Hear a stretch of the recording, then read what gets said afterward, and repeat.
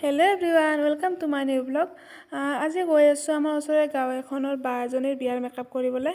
আৰু যিহেতু ওচৰতে হয়তো মই খোজকাঢ়ি গৈ আছোঁ, এয়া গাঁৱৰ মাজে মাজে গৈ আছোঁ আৰু মেকআপৰ বস্তুখিনি আগত পঠিয়াই দিছোঁ যিহেতু খোজকাঢ়ি আহিছোঁ।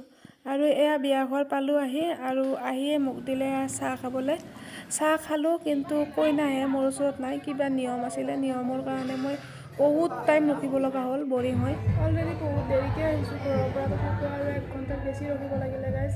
এতিয়ালৈকে 12:30 বাজিল, কিন্তু এতিয়ালৈকে কইনা মোৰ মানে ওচৰত আহিয়ে পোৱা নাই। কেতিয়া মেকআপ কৰিম, কেতিয়া ৰাইজৰ আগত উলিয়াই দিম, মই নিজে ধৰিব পৰা নাই।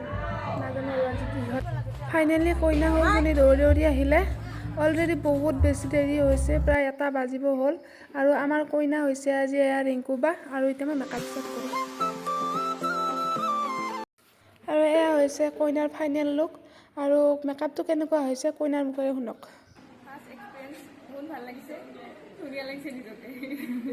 চবখিনি কমপ্লিট হোৱালৈ বহুতখিনি দেৰি হৈছিল, যদিও চব ঠিকে ঠাকে হৈ গ'ল। আৰু আজিৰ ভিডিঅ' ইমানেই আছিল। এতিয়া বাই বাই।